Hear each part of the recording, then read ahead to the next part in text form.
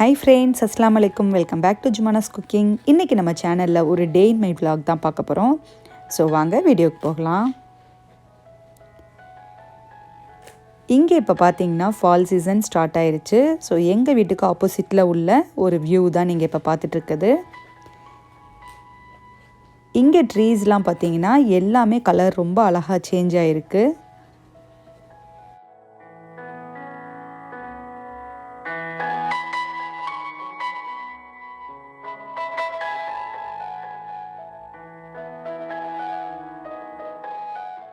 So எங்கள் வீட்டு பால்கனியில் பார்த்தீங்கனாலும் எல்லா பிளான்ட்ஸுமே ஓரளவுக்கு ட்ரை ஆக ஆரம்பிச்சிருச்சு. இதில் உள்ள இந்த தக்காளி செடியில் கூட தக்காளி அடுத்து வந்து பழுக்கலை. ஸோ இந்த மாதிரி வந்து வெதர் சேஞ்ச் ஆகும்போது எல்லா பிளான்ட்ஸுமே ட்ரை ஆயிரும். ஸோ மோஸ்ட்லி இங்கே பார்த்தீங்கன்னா ஃப்ளவர்ஸ் தவிர மற்ற இந்த மாதிரி கருவேப்பிலை இந்த செடியெல்லாம் நம்ம வீட்டு உள்ளேயே வச்சு வளர வச்சுக்கலாம். ஸோ அது ஓரளவுக்கு நம்ம காய விடாமல் பார்த்துக்கலாம். ஸோ அவ்வளோதான், நிறைய லீவ்ஸ் ஃபுல்லாகவே கீழே வந்து கொட்டி இருக்குது. ஸோ இனிமேல் இதை வந்து க்ளீன் பண்ணுறதுக்கு வந்து ஒர்க்கர்ஸ் வந்து க்ளீன் பண்ணுவாங்க. ஸோ இன்றைக்கி லஞ்சுக்கு நான் வந்து பன்னீர் பட்டர் மசாலாவும் அதோட கார்லிக் நானும் தான் செய்ய போகிறேன். ஸோ வாங்க அது எப்படி செய்யலான்றதை இப்போ நம்ம பார்த்துடலாம். ஸோ ஃபஸ்ட்டு நம்ம கார்லிக் நான் செய்கிறதுக்காக இன்றைக்கி நான் 1 கப் அளவுக்கு வார்ம் வாட்டர் எடுத்திருக்கேன். இதில் 1 டீஸ்பூன் அளவுக்கு ஈஸ்ட்டை ஆட் பண்ணிக்கிறேன். ஸோ அடுத்ததாக 1 டீஸ்பூன் அளவுக்கு சுகர் ஆட் பண்ணிவிட்டு நம்ம ஈஸ்ட்டை நல்லா ஆக்டிவேட் பண்ணிடலாம். இதை நம்ம ஒரு 2 மினிட்ஸ் வச்சா போதும், நமக்கு ஈஸ்ட்டு நல்லா ஆக்டிவேட் ஆயிரும். ஸோ அடுத்ததாக இன்றைக்கி நான் 2 கப் அளவுக்கு மைதா மாவு எடுத்திருக்கேன். இப்போ அடுத்ததாக அதுக்கு தேவையான அளவு உப்பை ஆட் பண்ணிவிட்டு ஒரு 4 டேபிள் ஸ்பூன் அளவுக்கு குக்கிங் ஆயில் ஆட் பண்ணியிருக்கேன். இப்போ நம்மளுடைய ஈஸ்ட் வந்து நல்லா ஆக்டிவேட் ஆயிடுச்சு. இதை கொஞ்சம் கொஞ்சமாக நான் ஆட் பண்ணிவிட்டு இந்த மாதிரி நம்ம சப்பாத்திக்கு மாவு பிசைகிற மாதிரி நல்லா பிசைஞ்சு எடுத்துக்கணும்.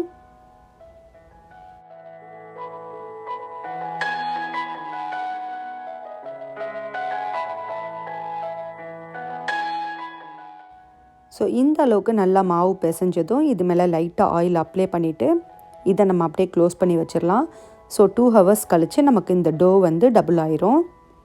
ஸோ இதை அப்படியே நம்ம ஊற வச்சிடலாம். ஸோ இந்த கார்லிக் நானுடைய டோ வந்து நல்லா ஊறட்டும். அதுக்கு அடுத்ததாக இந்த கேப்பில் நம்ம பன்னீர் பட்டர் மசாலா எப்படி செய்யலான்றதை பார்த்துடலாம். இதுக்கு நான் இன்றைக்கி 2 டீஸ்பூன் அளவுக்கு பட்டர் எடுத்திருக்கேன்.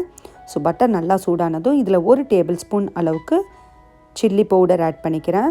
இதுக்கு தேவையான அளவு உப்பு ஆட் பண்ணிவிட்டு இது ஓரளவுக்கு நல்லா ஃப்ரை பண்ணி விட்டுறேன். ஸோ இந்த அளவுக்கு நல்லா ஃப்ரை ஆனதும் இப்போ அடுத்ததாக இதில் நான் க்யூப் சைஸில் கட் பண்ணி வச்சுருக்க பன்னீர் எல்லாத்தையும் ஆட் பண்ணிக்கிறேன். ஸோ இந்த மாதிரி நீங்கள் பன்னீர் ஃபஸ்ட்டு ஃப்ரை பண்ணிவிட்டு நீங்கள் வந்து பன்னீர் பட்டர் மசாலா செஞ்சு பாருங்கள், ரொம்ப டேஸ்ட்டாக இருக்கும். இந்த பன்னீர் பார்த்திங்கன்னா 1 நிமிஷம் அளவுக்கு குக் ஆனால் போதும். இதில் அடுத்ததாக 1 டேபிள் ஸ்பூன் அளவுக்கு லெமன் ஜூஸ் ஆட் பண்ணிக்கிறேன். ஸோ இது எல்லாத்தையும் சேர்த்து நல்லா மிக்ஸ் பண்ணி விட்டுறலாம். இப்போ அடுத்ததாக பன்னீர் எல்லாம் ஓரளவுக்கு ஃப்ரை ஆனதும் இதை தனியாக நம்ம ஒரு பவுலில் ட்ரான்ஸ்ஃபர் பண்ணி எடுத்து வச்சுக்கலாம்.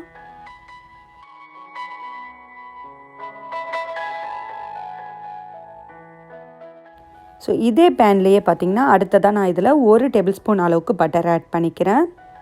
ஸோ ஓரளவுக்கு இந்த மாதிரி பட்டர் நல்லா மெல்ட் ஆனதும் இதில் நம்ம இப்போ இன்க்ரீடியன்ட்ஸ்லாம் ஆட் பண்ணிடலாம். இப்போ ஒரு பெரிய வெங்காயத்தை இந்த மாதிரி கட் பண்ணி ஆட் பண்ணியிருக்கேன். இது ஓரளவுக்கு நல்லா இந்த மாதிரி வதங்கி வரட்டும். ஸோ அடுத்ததாக இன்னும் கொஞ்சம் நம்ம இதில் உப்பு ஆட் பண்ணிக்கலாம். அப்போ தான் நமக்கு சீக்கிரமாக வெங்காயம் வந்து நல்லா வதங்கி வரும்.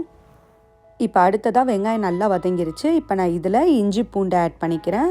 உங்களுக்கு தேவையான அளவுக்கு இஞ்சி பூண்டு ஆட் பண்ணிக்கோங்க. பேஸ்ட்டாக இருந்தால் கூட ஓகே, இல்லைனா இந்த மாதிரி நீங்கள் ஆட் பண்ணிங்கன்னா இன்னும் கொஞ்சம் இந்த பன்னீர் மசாலா வந்து இன்னும் டேஸ்ட்டாக இருக்கும்.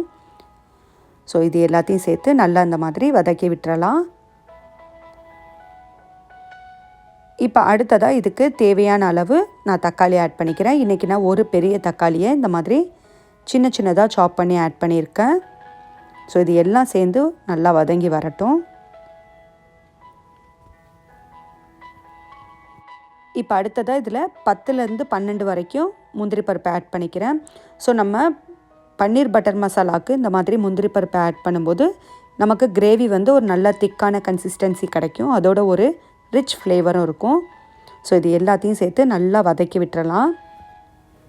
ஸோ இந்த அளவுக்கு நல்லா வதங்கினதும் இதை நம்ம தனியாக ஆற வச்சிடலாம்.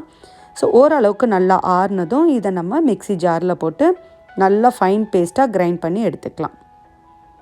ஸோ இப்போ நான் நல்லா பேஸ்ட்டாக கிரைண்ட் பண்ணிட்டேன். ஸோ இந்த அளவுக்கு நீங்கள் எடுத்து வச்சுக்கோங்க.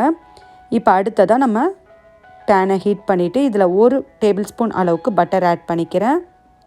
இப்போ அடுத்ததாக இதில் நான் கொஞ்சமாக சீரகம் ஆட் பண்ணிக்கிறேன். ஒரு 1/2 டீஸ்பூன் அளவுக்கு சீரகம் இருந்தால் போதும். சீரகம் வந்து நல்லா பொரிஞ்சு வந்ததும் இதில் கொஞ்சமாக பட்டை ஆட் பண்ணியிருக்கேன். 2 கிராம்பு ஆட் பண்ணியிருக்கேன். இப்போ நம்ம அரைச்சி எடுத்து வச்சுருந்த இந்த வெங்காயம் தக்காளி நம்ம மிக்ஸை வந்து இதில் ஆட் பண்ணிக்கலாம். ஸோ இது எல்லாம் சேர்ந்து ஓரளவுக்கு நல்லா இந்த பச்சை வாசனை போகிற அளவுக்கு வதங்கி வரட்டும். ஸோ இதுக்கு தேவையான அளவு நீங்கள் லைட்டாக தண்ணி ஆட் பண்ணிக்கோங்க. இப்போ அடுத்ததாக இதில் 1 டேபிள் ஸ்பூன் அளவுக்கு நான் இன்றைக்கி காஷ்மீரி மிளகாய் தூள் வந்து ஆட் பண்ணிக்கிறேன்.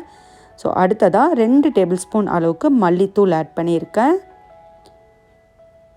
அடுத்ததாக 1 டீஸ்பூன் அளவுக்கு கரம் மசாலா பவுடர் ஆட் பண்ணியிருக்கேன். இப்போ அடுத்ததாக இந்த மசாலா எல்லாத்தையும் நல்லா மிக்ஸ் பண்ணி விட்டுட்டு இதை அப்படியே நம்ம க்ளோஸ் பண்ணி வச்சிடலாம். இப்போ எல்லாம் சேர்ந்து ஓரளவுக்கு நல்லா குக்காகி வரட்டும். ஸோ இந்த அளவுக்கு நல்லா குக்கானது இப்போ நம்ம இந்த மூடியை வந்து எடுத்துடலாம். ஸோ அடுத்ததாக இப்போ நம்ம ஃப்ரை பண்ணி வச்சுருக்க பன்னீர் எல்லாத்தையுமே வந்து இந்த மாதிரி ஆட் பண்ணிக்கலாம். இது எல்லாத்தையும் இந்த மாதிரி லைட்டாக மிக்ஸ் பண்ணி விட்டுருங்க. இப்போ இந்த கிரேவியோடு சேர்ந்து இந்த பன்னீரும் வந்து நல்லா குக் ஆகட்டும். ஸோ ஃபைனலாக இதில் நான் கொஞ்சமாக சுகர் ஆட் பண்ணிக்கிறேன். இந்த சுகர் வந்து ஆப்ஷனல் தான், வேணான்னா நீங்கள் ஸ்கிப் பண்ணிக்கோங்க. இப்போ ஃபைனலாக இதில் நான் 1 டேபிள் ஸ்பூன் அளவுக்கு கஸ்தூரி மேத்தி ஆட் பண்ணிக்கிறேன். ஸோ இந்த மாதிரி நம்ம கஸ்தூரி மேத்தி ஆட் பண்ணும்போது நம்மளுடைய பன்னீர் பட்டர் மசாலா ரொம்ப டேஸ்ட்டாக இருக்கும். ஸோ இதில் கொஞ்சமாக இந்த மாதிரி ஃப்ரெஷ் க்ரீம் ஆட் பண்ணிக்கோங்க. ஸோ நம்மளுடைய டேஸ்டான ரெஸ்டாரண்ட் ஸ்டைல் பன்னீர் பட்டர் மசாலா சூப்பராக ரெடி ஆயிடுச்சு.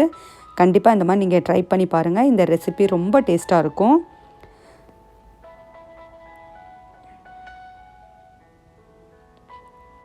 ஸோ இப்போ அடுத்ததாக நம்ம நான் ரெடி பண்ணிடலாம். ஸோ நம்ம இன்றைக்கி கார்லிக் நானும் எப்படி செய்யலான்றதை பார்த்துடலாம். ஸோ மாவு ஓரளவுக்கு நல்லா டோ வந்து ரெடி ஆயிடுச்சு. ஸோ இதில் நம்ம சின்ன சின்ன உருண்டைகளாக எடுத்துக்கலாம். ஸோ இந்த மாதிரி ஒரு ரெஸ்ட் பிளேஸில் வச்சு நீங்கள் லைட்டாக இந்த மாதிரி தேய்ச்சி விட்டுக்கோங்க. நம்ம நான்கு எப்பயுமே மாவு தேய்க்கும் போது ஓரளவுக்கு நல்லா தின்னாக நீளமாக தேய்ச்சி எடுத்துக்கணும். ஸோ இந்த மாதிரி நம்ம நான்கு வந்து மாவு வந்து தேய்ச்சி எடுத்துக்கணும். இப்போ ஒரு தோசை கல்லில் வந்து தேவையான அளவு பட்டர் ஆட் பண்ணிக்கோங்க. ஸோ பட்டர் நல்லா மெல்ட் ஆயிடுச்சு. இப்போ நம்ம தேய்ச்சி எடுத்து வச்சுருந்த நான் வந்து ஆட் பண்ணிக்கலாம். ஸோ இந்த மாதிரி நான் நம்ம தோசைக்கல்லில் போட்டதும் லைட்டாக அது மேலே இந்த மாதிரி கொஞ்சம் பட்டர் வந்து ப்ரஷ் அப் பண்ணிக்கோங்க. பாருங்கள், நம்மளுடைய இந்த நான்கு மேலே சின்ன சின்ன பபிள்ஸ் வந்து நல்லா வர ஆரம்பிச்சிருச்சு. ஸோ இதை லைட்டாக இந்த மாதிரி ஒரு லிட் வச்சு க்ளோஸ் பண்ணிடலாம்.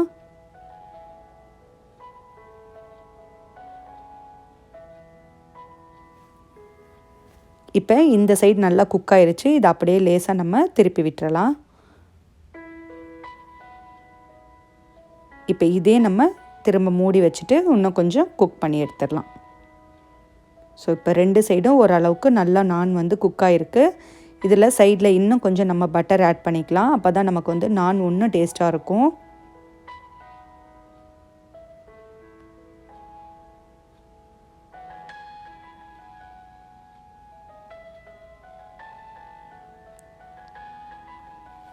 ஸோ அவ்வளோதான், நம்மளுடைய பட்டர் நான் ரொம்ப டேஸ்ட்டாக சூப்பராக ரெடி ஆயிடுச்சு. ஸோ பாருங்கள் எந்த அளவுக்கு பட்டர் நான் வந்து ரொம்ப சாஃப்டாக இருக்குன்றது. ஸோ இப்போ அடுத்ததாக நம்ம கார்லிக் நான் எப்படி செய்யலான்றதை பார்த்துடலாம்.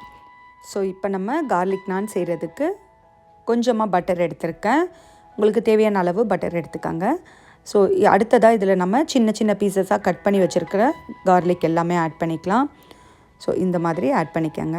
இப்போ அடுத்ததாக நமக்கு தேவையான அளவு கொஞ்சமாக கொத்தமல்லி இலைகளும் ஆட் பண்ணிக்கலாம். இப்போ இது எல்லாத்தையும் சேர்த்து இந்த அளவுக்கு நீங்கள் மிக்ஸ் பண்ணி வச்சுக்கோங்க. ஸோ இப்போ அடுத்ததாக நம்ம பட்டர் நானுக்கு எப்படி நம்ம மாவு தேய்ச்சி எடுத்தோமோ ஸோ அதே மாதிரி நீங்கள் கார்லிக் நானுக்கும் தேய்ச்சி எடுத்துக்கோங்க.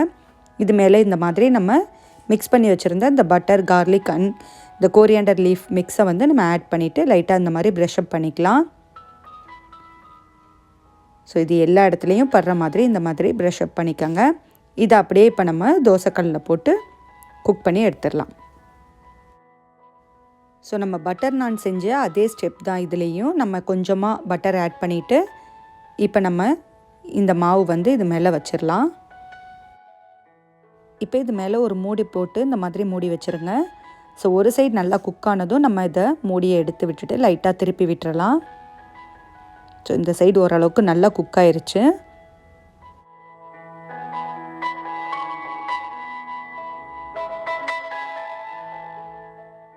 ஸோ அவ்வளோதான், ரெண்டு சைடும் ஓரளவுக்கு நல்லா கார்லிக் நான் குக் ஆயிருச்சு. இதை லைட்டாக இந்த மாதிரி நம்ம திருப்பி விட்டுறலாம். ஸோ அவ்வளோதான், இன்றைக்கி எங்களுடைய லன்ச் பார்த்திங்கன்னா இந்த கார்லிக் நானும் பன்னீர் பட்டர் மசாலா தான். ஸோ இதை நாங்கள் ஃபினிஷ் பண்ணிவிட்டு இன்றைக்கி நாங்கள் பார்க்குக்கு போகலான்னு சொல்லி ஒரு பிளான் பண்ணியிருந்தோம். ஸோ இப்போ நீங்கள் பார்த்துட்ருக்கிறது பார்த்திங்கன்னா நாங்கள் பார்க்குக்கு போகிறோம் அந்த வே தான். ஸோ இங்கே பார்த்திங்கன்னா இந்த ட்ரீஸ் எல்லாமே ஃபால் சீசனில் ரொம்ப அழகாக கலர் சேஞ்ச் ஆகிருக்கு.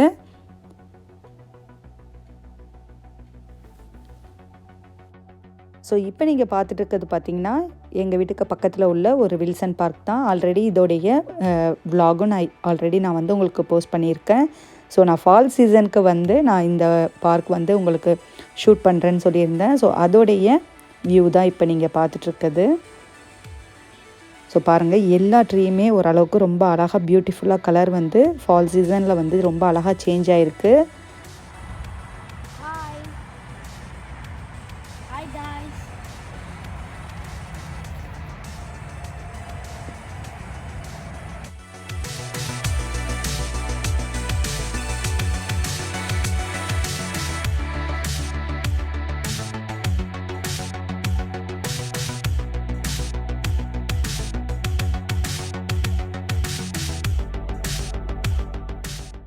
ஸோ இந்த பார்க்குக்கு நாங்கள் ஈவினிங் தான் வந்திருந்தோம். நாங்களும் வாக்கிங்காக தான் வந்திருந்தோம். நிறைய பேர் வாக் பண்ணிகிட்ருக்காங்க.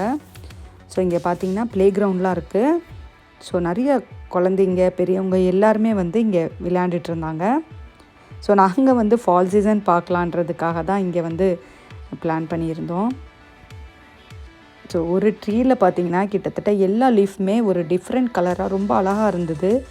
ஆரஞ்ச், ரெட், அதுவும் இல்லாமல் க்ரீன், எல்லோ, ரொம்ப அழகாக இருந்தது ஒரு ட்ரீயுமே பார்க்குறதுக்கு.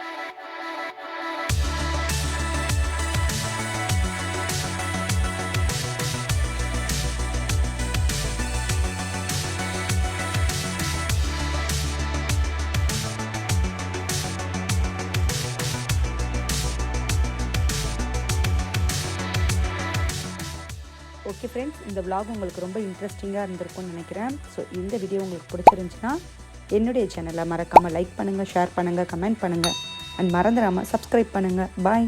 தேங்க்யூ ஃபார் வாட்சிங்.